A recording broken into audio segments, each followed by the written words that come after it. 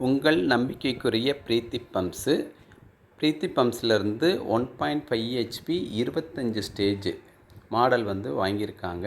இவங்க குஜிலியம்பாறை திண்டுக்கல் டிஸ்ட்ரிக்டில் வாங்கியிருக்காங்க. அவங்க வீடு கட்டுறதுக்கு போர் போட்டிருக்காங்க.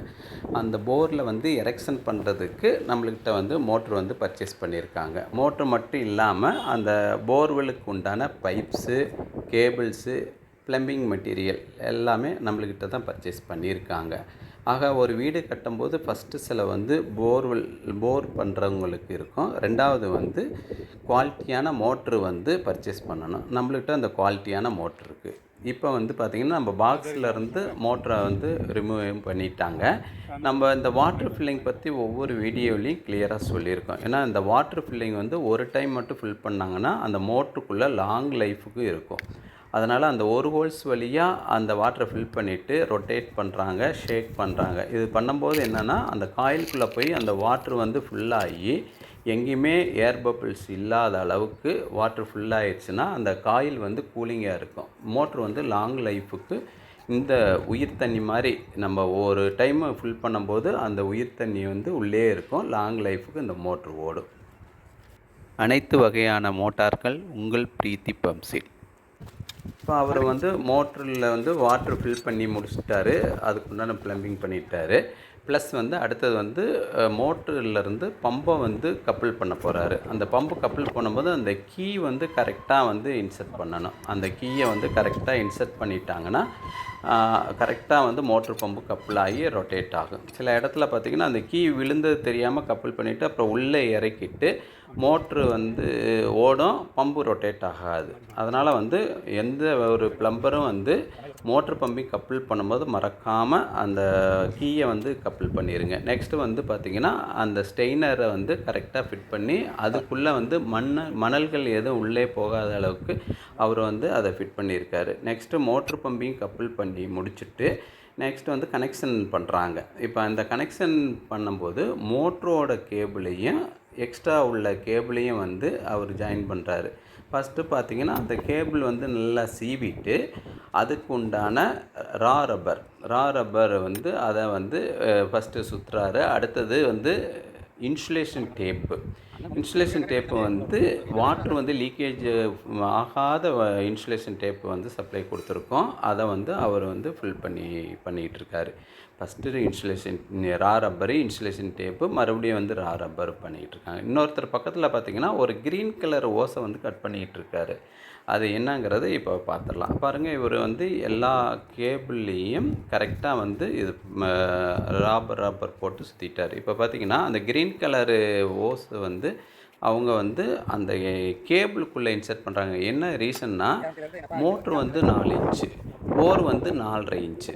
அப்போ உள்ளே போகும்போது அரை இன்ச்சு கேப் தான் இருக்கும். அந்த அரை இன்ச்சு கேப்பில் இந்த கேபிள் எங்கேனாச்சும் சைடில் டேமேஜ் ஆகாமல் இருக்கிறதுக்கு இவர் அந்த மோட்ருலேருந்து வெளியில் வர்றது, அந்த பம்பு சைட்லேருந்து வெளியில் வர வரைக்கும் அவங்க அந்த க்ரீன் கலர் ஓஸை கட் பண்ணி அந்த கேபிள் சைடு எங்கேயும் காயமாகாமல் இருக்கிறதுக்கு அவர் சேஃப்டி பண்ணியிருக்காரு.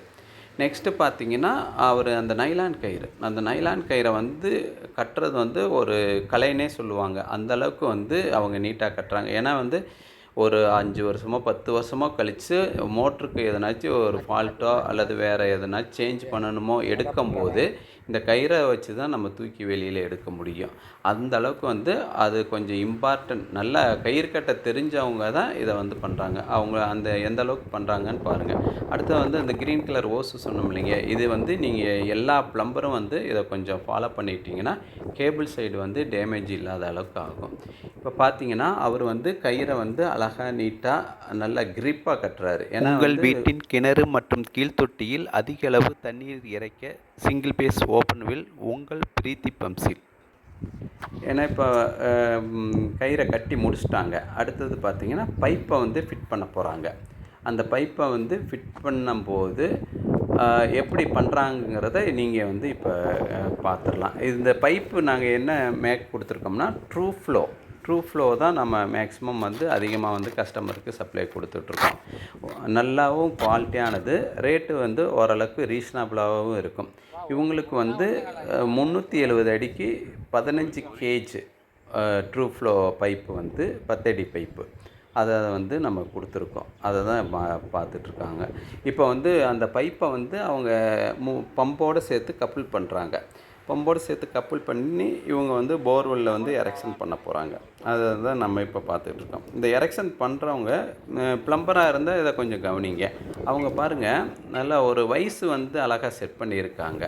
இந்த வயசு இருக்கிறது என்ன யூசேஜ்னால், மோட்டரோட வெயிட்டை வந்து தாங்கி நல்ல கிரிப்பாக பிடிச்சிக்கிற அளவுக்கு அந்த வயசு வந்து யூஸ் ஆகுது. அடுத்தடுத்த பைப்பை வந்து அவங்க மாட்டுறதுக்கு அது வந்து ரொம்ப ரொம்ப ஹெல்ப்ஃபுல்லாக இருக்குது. சில ப்ளம்பர்கள் வந்து ரொம்ப கஷ்டப்பட்டு இறக்குவாங்க. இந்த வயசு மெத்தடு வந்து ப்ளம்பர்கள் ஃபாலோ பண்ணிக்கிட்டிங்கன்னா உங்களுக்கு வந்து கொஞ்சம் நல்லா ஈஸியாக இருக்குங்கிறது எங்களோட ஒப்பீனியன் வந்து. இப்போ வந்து பைப்பை வந்து நல்லா ஃபிட் பண்ணிகிட்ருக்காங்க. ஒவ்வொரு பைப்பும் வந்து கிரிப்பாக அதோட த்ரெட்டு ஏரியாவில் கரெக்டாக மட்டத்துக்கு போய் உட்கார அளவுக்கு அவங்க பார்த்துக்குறாங்க. இப்போ பாருங்கள், வயசை ஃப்ரீ பண்ணுறாங்க. அவர் வந்து ரொம்ப கஷ்டப்பட்டுலாம் இல்லை. ஏன்னா 1.5 ஹெச்பிங்கிறது கிட்டத்தட்ட வந்து ஒரு 24 கிலோ 25 கிலோ வரும். பைப்பு கேபிள்லாம் சேர்க்கும்போது ஒரு 26 கிலோ 27 கிலோவுக்கு மேலே வரும். கயிறு பிடிக்கிறவங்க பாருங்கள், எந்த அளவுக்கு சிரமமும் இல்லை. ஆக ப்ளம்பிங் பண்ணுறவங்களுக்கு இது கொஞ்சம் நல்ல மெத்தடு. அதனால் உங்கள் ஏரியாவில் அந்த ப்ளம்பிங் பண்ணுற இதை வந்து நீங்கள் கொஞ்சம் வந்து கரெக்டாக பார்த்துக்குங்க. அப்புறம் அந்த ட்ரூ ஃப்ளோ பைப்பை வந்து இப்போ காட்டுறாங்க. 2 பக்கமும் அந்த த்ரெட்டு ஏரியா வந்து ரிவீட் பண்ணியிருக்காங்க. பைப்போடு சேர்த்து கப்புள் ஆகிறது இல்லாமல் இந்த ரிவீட் பண்ணி நல்ல கிரிப்பாக இருக்குது. ஆக ட்ரூ ஃப்ளோங்கிறது எந்தளவுக்கு வந்து குவாலிட்டி ப்ராடக்ட்டு அப்படிங்கிறத நீங்கள் இதில் இருந்து தெரிஞ்சுக்கலாம். அதை தான் நீங்கள் பார்த்துட்ருக்காங்க. இப்போ வந்து பார்த்திங்கன்னா, ஃபஸ்ட்டு வந்து 150 அடி வரைக்கும் இப்போ மோட்ரு வந்து இறக்கிட்டு ஒரு ட்ரையல் பார்க்குறாங்க. கனெக்ஷன் கொடுத்து கரெக்டாக வாட்டர் ஃப்ளோ எப்படி இருக்குங்கிறத பார்க்குறாங்க. இப்போ நீங்கள் வந்து அந்த 150 அடியில் 1.5 ஹெச்பி 25 ஸ்டேஜ் வந்து எந்தளவுக்கு வாட்டர் ஃப்ளோ ஆகுதுன்னு பாருங்கள். போர்வெல்லிருந்து கிட்டத்தட்ட ஒரு 15 அடி லென்த்துக்கு வந்து அதோட வாட்டர் ஃப்ளோ வந்து நல்ல ஃபோர்ஸாக இருக்குது. இதுக்கு ரீசன் என்னென்னா, இவங்க இடத்துல வந்து வோல்டேஜ் சப்ளை வந்து நல்ல முறையில் இருக்குது. இப்போ பார்த்திங்கன்னா மோட்ரு ஓடிட்டுருக்கு. 12 ஆம்ஸ் எடுக்குது. 12 ஆம்ஸ் வந்து இந்த 1.5 ஹெச்பி 25 ஸ்டேஜ் எடுக்குது. சரி, ரன்னிங்கில் வந்து எவ்வளோ வோல்டேஜ் கிடைக்குதுன்னா 220 வோல்டேஜ் கிடைக்குது. ஆக இவங்க இந்த அளவுக்கு நல்ல வோல்டேஜ் கிடைக்கும்போது மோட்டரோட ஃபோர்ஸ் வந்து நல்லாயிருக்கும். நெக்ஸ்ட்டு மோட்டரை ஆஃப் பண்ணிட்டாங்க. மோட்ரு ஆன் பண்ணுறதுக்கு முன்னாடி 230 வோல்டேஜ் வந்து இந்த மோட்டருக்கு சப்ளை ஆகிட்டுருக்கு.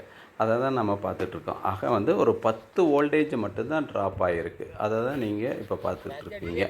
நெக்ஸ்ட்டு பார்த்தீங்கன்னா, அவங்க 150 அடி ட்ரையல் பார்த்த பின்னாடி அடுத்த பைப்பெலாம் அவங்க இறக்க ஆரம்பிச்சிட்டாங்க. கிட்டத்தட்ட பார்த்திங்கன்னா 370 அடிக்கும் அடுத்தது வந்து இறக்க ஆரம்பிச்சிருவாங்க. அதை தான் இப்போ வந்து நம்ம பார்த்துக்கிட்டு இருக்கோம். இதில் இன்னொரு விஷயம் என்னென்னா, நிறைய பேர் வந்து கால் பண்ணுறாங்க, மோட்ரு வேணுங்கிறத டீட்டெயில் கேட்குறாங்க. நிறைய பேர் வேறு கம்பெனி நேமை சொல்லி கேட்குறாங்க. ப்ரீத்தி பம்ப்ஸை பொறுத்தளவுக்கு ப்ரீத்திங்கிற பிராண்ட் நேம் மட்டும்தான் நம்ம தயார் பண்ணுறோம். அதை மட்டும்தான் வந்து நம்ம கஸ்டமருக்கு சப்ளை கொடுக்குறோங்கிறத இது மூலியம் நம்ம தெரியப்படுத்திக்கிறோம். என்ன ரீசன்னா, நம்ம வந்து நல்லா ஹை குவாலிட்டி கொடுக்கணும். கஸ்டமர்களுக்கு சேல் பண்ண பின்னாடியும் மறுபடியும் வந்து அவங்களுக்கு வந்து கரெக்டான சர்வீஸ் கொடுக்கணும் அப்படிங்கிற ஒரே ரீசனபிளாக தனித்துவமாக இருக்கணுங்கிறக்காண்டி தான் எங்களோட பிராண்ட் நேமில் மட்டும்தான் கொடுக்குறோம். உங்கள் தோட்டத்தில் 3 பேஸ் சரிவர வரவில்லையா? விவசாயத்திற்கான சிங்கிள் பேஸ் ஓப்பன் வில் உங்கள் ப்ரீத்தி பம்ப்ஸில். இப்போ பார்த்தீங்கன்னா 370 அடிக்கு இறக்கிட்டாங்க. 370 அடிக்கு இறக்கிட்டு எரெக்ஷன் வந்து கம்ப்ளீட் ஆகிடுச்சு. இப்போ ரன்னிங் பண்ணிகிட்ருக்காங்க. மோட்ரு வந்து இப்போ ரன் ஆகிட்டுருக்கு. இப்போ அது எந்த அளவுக்கு 150 அடியில் என்ன லென்த்து போச்சோ அதே அளவுக்கு 370 அடிக்கும் இந்த போரில் வந்து வாட்டர் ஃப்ளோ வந்து இருக்குது. கிட்டத்தட்ட போர்லேருந்து 15 அடி லென்த்துக்கு அளந்து பார்த்துட்டாங்க. அந்த போர்லேருந்து 15 அடி லென்த்துக்கு வந்து வாட்ரு சப்ளை ஆகிட்டுருக்கு. ஆக வோல்டேஜு கரெக்டான சப்ளை கிடைக்கிது. இதில் வந்து வாட்ரு சோர்ஸ், அதாவது நீர் ஊற்றுங்கிறதும் கரெக்டான சப்ளையில் கிடைக்கிது. அப்படிங்கிற பட்சத்தில் மோட்டரோட பர்ஃபார்மன்ஸ் வந்து நல்ல விதமாக இருக்கும். இப்போ வந்து 370 அடி எரெக்ஷன் பண்ணிட்டாங்க. அந்த 150 அடியில் என்ன ஆம்ஸ் எடுத்துச்சோ அதே ஆம்ஸ் 12 ஆம்ஸ் எடுக்குது. 1.5 ஹெச்பி 25 ஸ்டேஜ். அடுத்தது வந்து சப்ளை வோல்டேஜ் எவ்வளோ கிடைக்குதுன்னு பார்த்தீங்கன்னா 220 வோல்டேஜ் கிடைக்குது. ஆக வந்து அந்த 10 வோல்டேஜ் மட்டும்தான் ட்ராப் ஆகிருக்கு. மோட்ரு வேணுங்கிறவங்க மறக்காமல் கால் பண்ணுங்கள். எல்லா டீட்டெயில் கேட்டு வாங்கிக்கிங்க. என்றும் நம்பிக்கையோட ப்ரீத்தி.